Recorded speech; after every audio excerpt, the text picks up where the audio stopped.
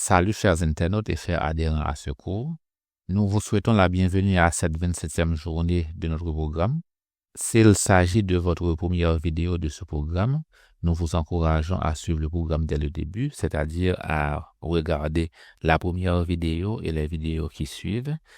Et ainsi, vous apprendrez les notions qui conduisent à ce cours, ce qui va aussi vous aider à mieux comprendre les notions enseignées dans cette étape du programme. Aussi, cela va vous permettre de savoir où trouver les documents associés à chaque cours afin de mieux les suivre. Et maintenant, pour ce qui a trait aux activités de la 27e journée, nous allons voir les sons R, D, P, donc qui sont représentés par H, D et T, selon la façon dont ces lettres sont appelées dans l'alphabet français. Et comme deuxième activité, c'est le fait de regarder la même vidéo de film ou d'épisode que vous avez regardé précédemment afin d'améliorer votre écoute anglaise.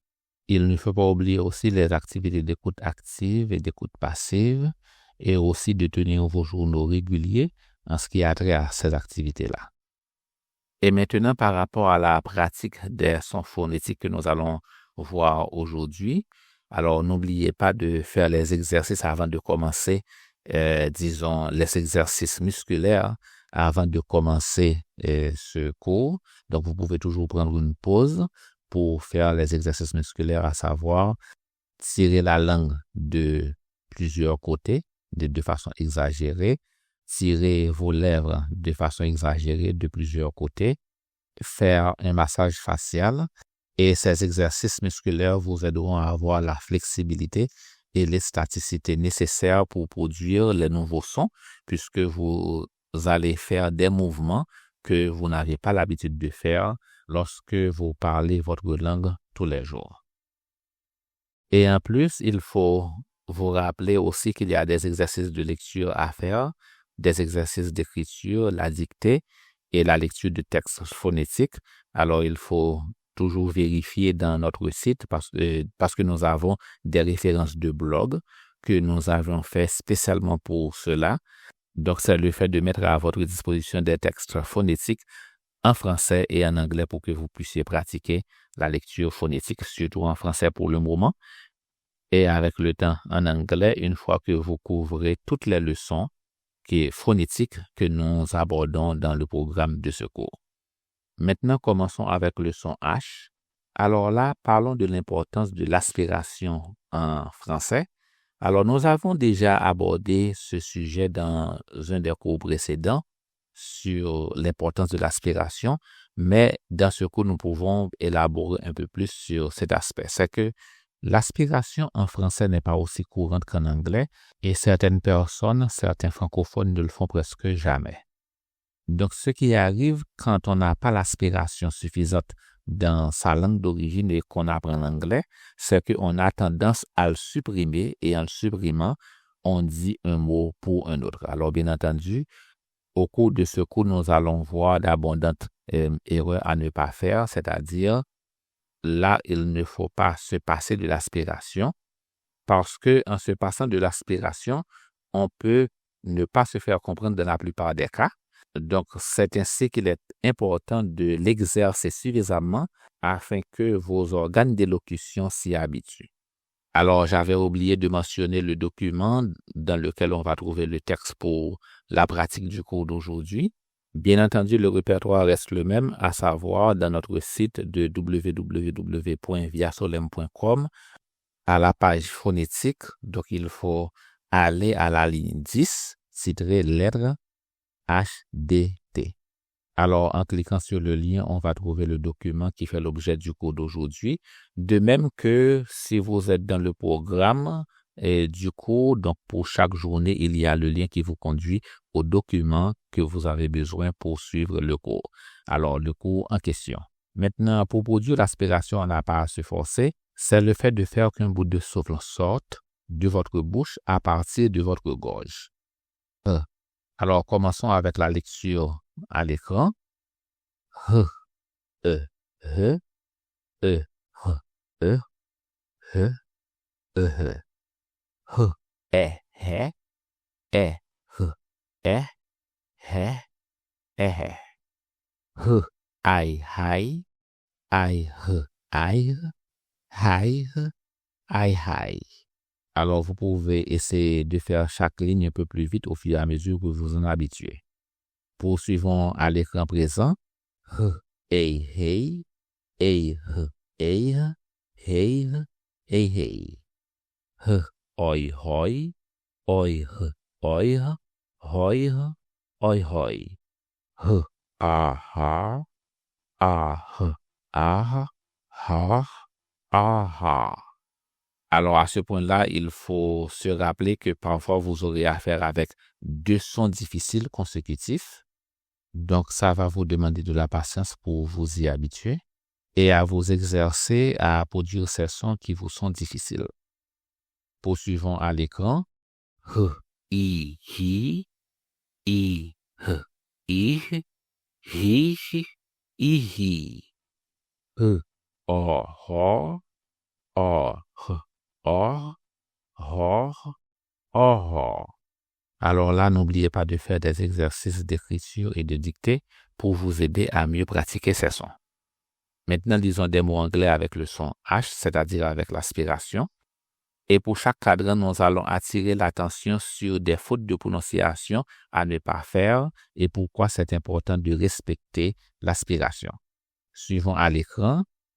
Hi, ha, hey, hence, he, highway, heaven. Alors ici, nous n'avons pas beaucoup de mots à pratiquer, mais dans les autres leçons, nous allons avoir d'autres mots avec l'aspiration où nous allons mettre accent sur son importance. Maintenant, pour ce cadran, il y a d'abord le mot hi. Alors, hi, ça veut dire salut, mais si vous passez de l'aspiration, vous dites hi, alors c'est un autre mot qui va sortir de votre bouche parce que hi et I sont deux mots différents. Hi veut dire salut, I veut dire je. Maintenant, prenons le mot he. He, c'est le mot qui veut dire il. Alors, si à la place de he, vous dites i, alors ça va naturellement produire une mauvaise prononciation. Et également, il ne faut pas oublier qu'il s'agit d'un i long, c'est-à-dire au lieu de dire he, on dit plutôt he. Alors, il arrive que beaucoup de francophones ont tendance à dire he, mais he et he sont deux prononciations différentes. Alors, attirons l'attention aussi sur le mot highway. Alors là, il ne faut pas oublier l'accent principal, à savoir high, et le ton normal pour le second syllabe qui est way. Donc, c'est highway. Donc, c'est la même chose pour heaven. Heaven. Alors, dans ces deux cas, ne pas faire l'aspiration sonne mal.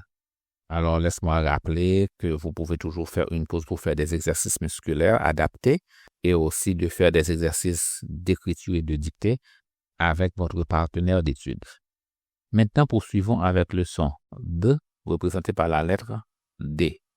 Alors, comme nous l'avions mentionné dans un cours précédent, c'est que certains francophones produisent le son D en maintenant la langue à la bouche ou la bouche, disons, où la langue frappe le palais. Donc, pour faire D. Alors, si je dis D, là, le milieu de la langue frappe le palais de ma bouche. N'est-ce pas? Alors, ce qui arrive, c'est que ça produit un D très lourd lorsque la langue frappe le palais à l'intérieur de la bouche. Maintenant, pour que cela puisse produire un son plus doux, comme les anglophones le font, il faut que le bout de votre langue frappe l'intérieur de la denture supérieure de votre bouche. Alors, vous pouvez vous exercer à le faire plusieurs fois. D. Alors, vous frappez le bout de votre langue à la partie inférieure de votre denture supérieure pour faire D. Alors, en le faisant plusieurs fois, vous habituez vos muscles, surtout vos muscles d'élocution, à s'adapter à ce mouvement en faisant D. Alors, vous pouvez le faire autant de fois que vous le pouvez. Ainsi, en le pratiquant avec les consonnes, ça va le rendre plus facile. Maintenant, exerçons-nous avec le texte à l'écran. B, E, B, E, B, ed, dod, ed.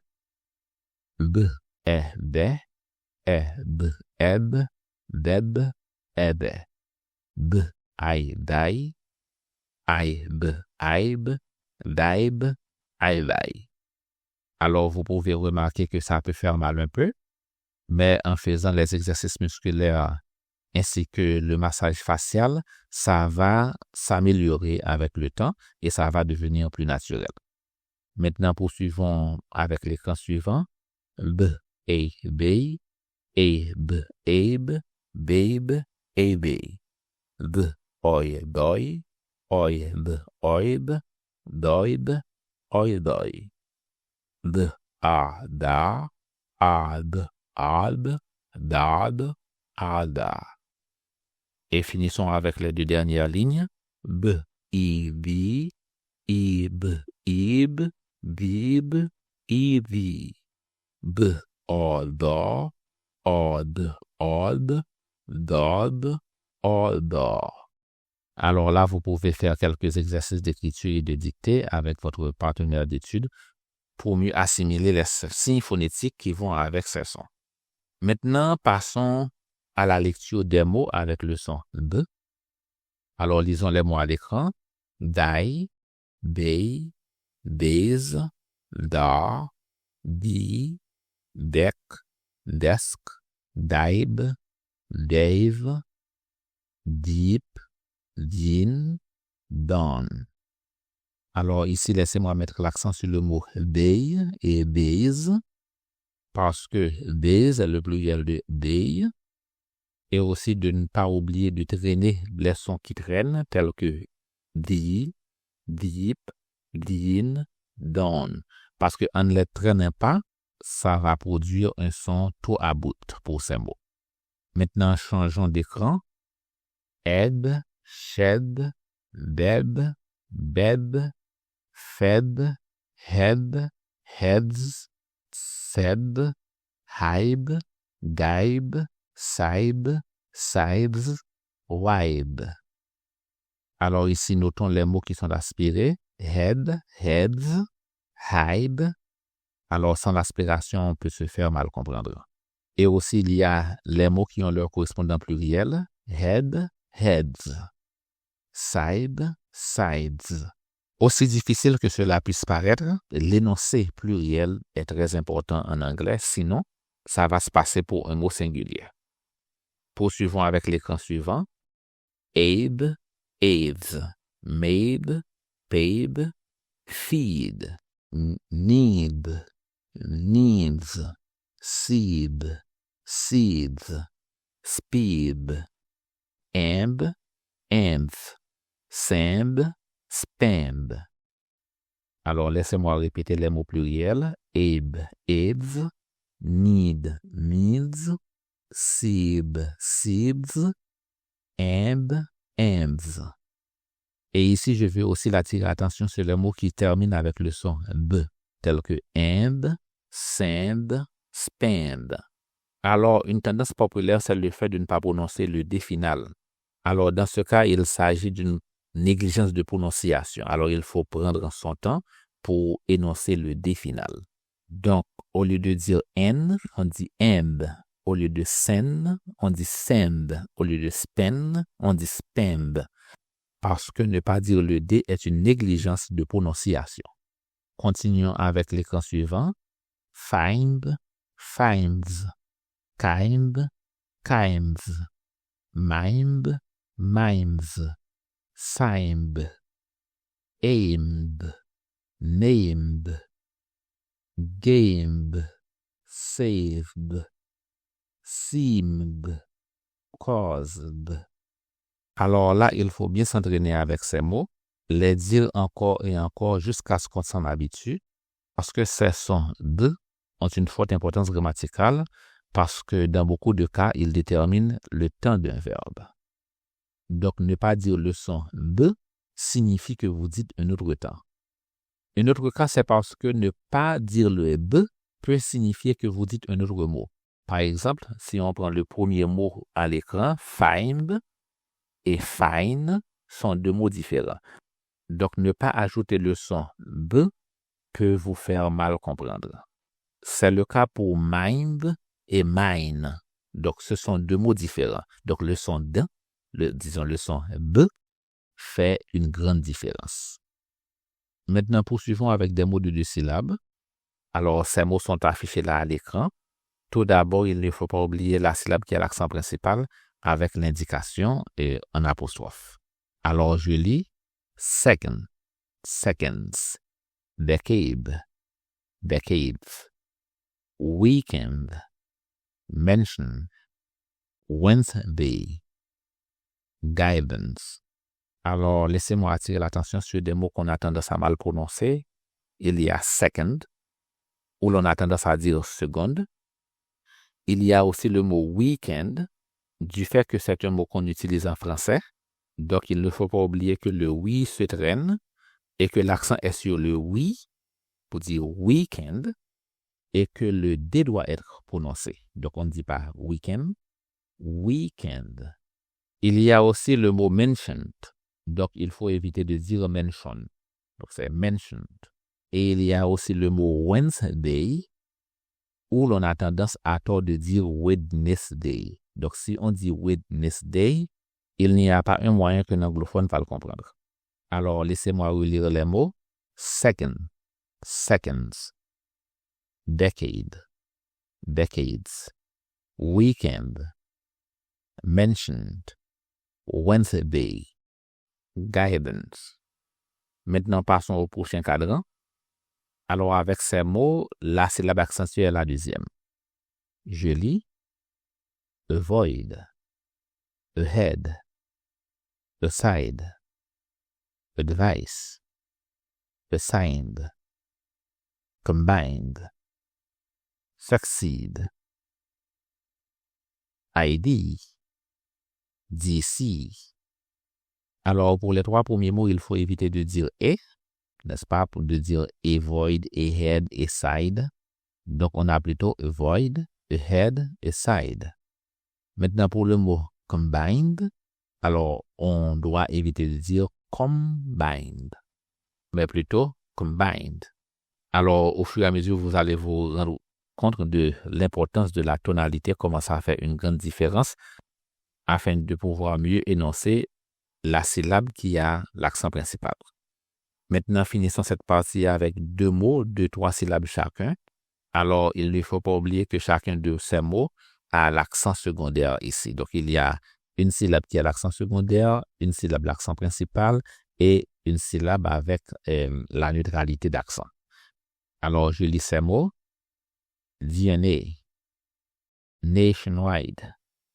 Alors, vous remarquez que pour ces 2 mots, la deuxième syllabe est prononcée avec une tonalité plus basse que les 2 autres. Alors, ici, vous pouvez toujours prendre une pause pour faire des exercices d'écriture et de dictée avec votre partenaire de sud et prenez votre temps de lire ces mots dans la fiche de lecture que nous avons sur notre site afin de bien vous en familiariser parce que en le faisant, ça va vous rendre plus facile de dire ces mots et en parlant, vous allez être bien compris. Maintenant, passons avec le son P, représenté par la lettre T. Alors, ici, il s'agit du même mouvement qu'on fait pour la lettre D, c'est-à-dire pour le son D. Donc, au lieu de frapper le bout de la langue au palais, donc au lieu de frapper le bout de la langue au milieu du palais, il faut frapper le bout de la langue à l'extrémité de la denture supérieure, ou ça peut même presque toucher la lèvre supérieure. C'est-à-dire au lieu de faire D pour dire tout, par exemple, donc on frappe le bout de la langue à la denture supérieure pour faire T, par exemple pour dire tout, tout. Alors, c'est pourquoi il faut essayer de faire cet exercice plusieurs fois. T, T, T, T, T, T, T. Alors, comme résultat, en frappant le bout de la langue à la denture supérieure, où ça presque touche la lèvre supérieure, ça va rendre le son moins lourd et plus agréable à écouter. Alors qu'en faisant le contraire, en frappant le bout de la langue au palais, ça va rendre le son plus lourd. Maintenant, passons au texte à l'écran. P, E, P, E, P, E, P, E, P. P, E, P, E, P, E, P, E, P. I, tie, type, type, I, tie. Poursuivons avec l'écran suivant. P, A, pay, ape, ape, pape, ape. P, oi, toy, oip, oip, toip, oipoi. P, a, ta, ap, ap, tat, ata. P, I, pi, ip, ip, ti, iti. P, o, to, op, ot, tot, oto. Alors ici, vous pouvez commencer par pratiquer chaque ligne plus lentement et augmenter la vitesse au fur et à mesure que vous vous en habituez afin que cela puisse devenir plus naturel. Maintenant, lisons des mots avec le son P. Alors, nous allons faire des commentaires après chaque cadran où nous allons attirer votre attention sur des mots desquels à éviter de faire de mauvaises prononciations. Donc, lisons les mots à l'écran. Time, times, type, types, tight, ties, tar, take, takes, tape, paste, TED, tech, text, text, test, tests. Maintenant, attirons l'attention sur des mots pluriels. Times est le pluriel de time. Ties est le pluriel de taille.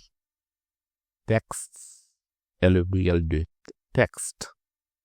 Tests est le pluriel de test. Il y a les mots où la conjugaison du verbe change. Types, type, mais qui peut être aussi pluriel parce que types est aussi le pluriel de type. Takes est une conjugaison de take.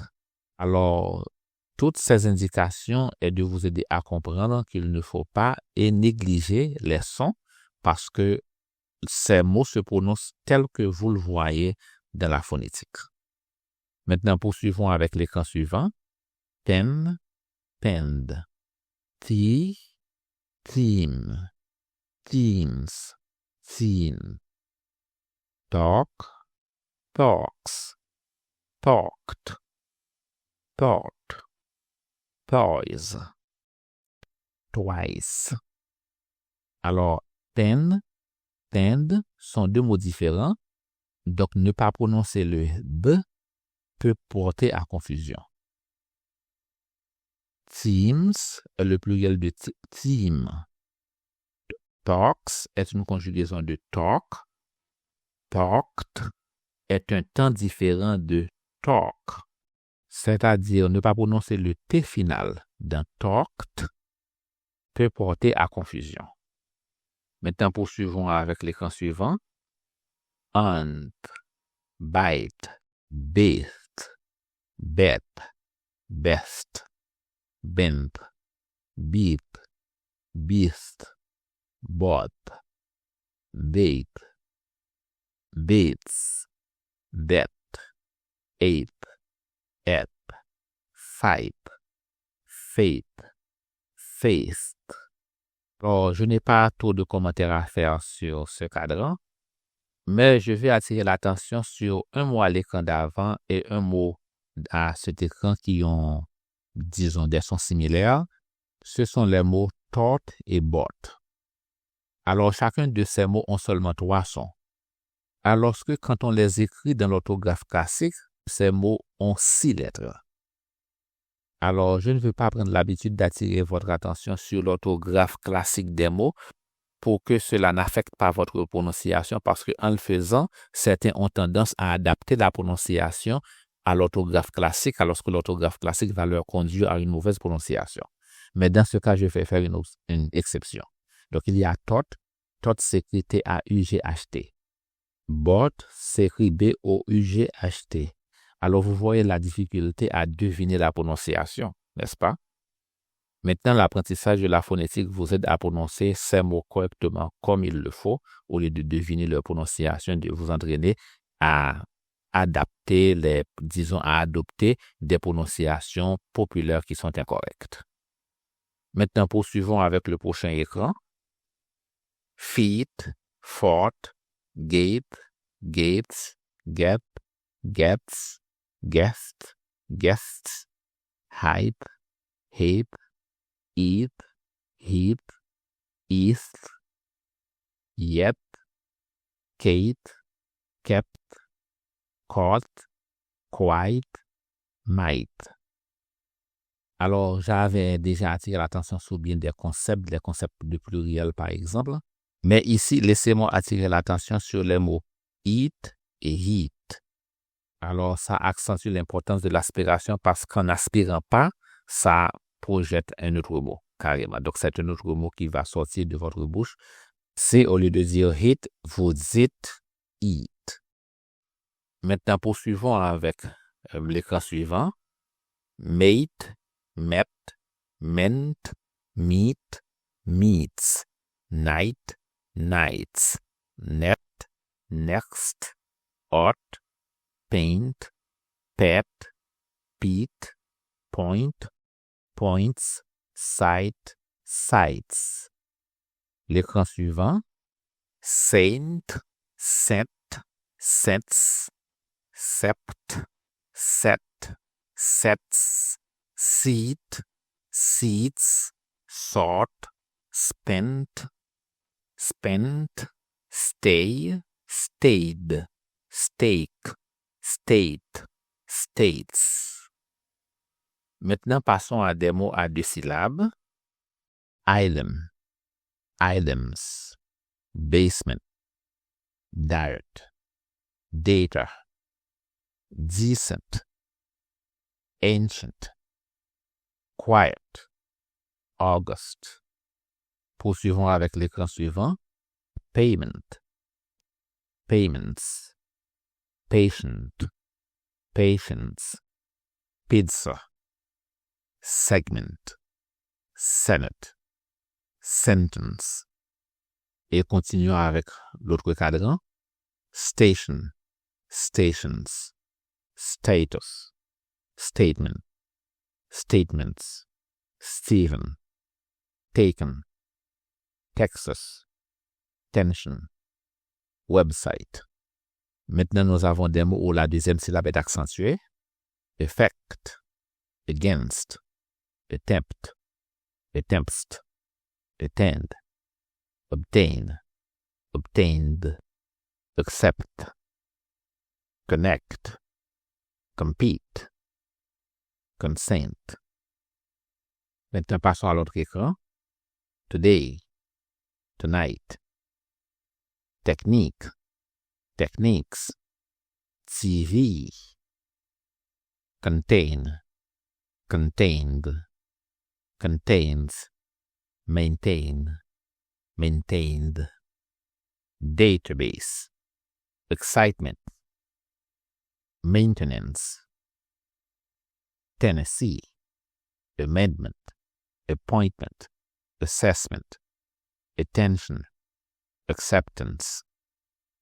Et maintenant le dernier cadran. Diabetes, expectation, identity. Alors encore une fois, nous vous encourageons à faire des exercices d'écriture et de dictée avec votre partenaire d'études et de relire ces mots lentement afin que vous puissiez vous en habituer, parce que en vous en habituant avec ces mots, ça va vous aider de parler avec clarté une fois que vous comprendrez le sens de ces mots, comment les utiliser dans ces phrases, ce que nous allons faire dans une autre session. Et n'oubliez pas que des commentaires que nous avons faits pour certains mots sont aussi valables pour beaucoup d'autres mots. Pour finir, nous vous rappelons de vous en abonner si vous ne l'avez pas encore fait, de partager ce site avec quelqu'un que vous pensez qui peut en tirer profit, d'acheter nos produits si vous en avez besoin et de contribuer financièrement si c'est ce que vous souhaitez faire. Pour ce cours, c'était Pierre Ludoval avec vous sur nos réseaux de viasolem.com.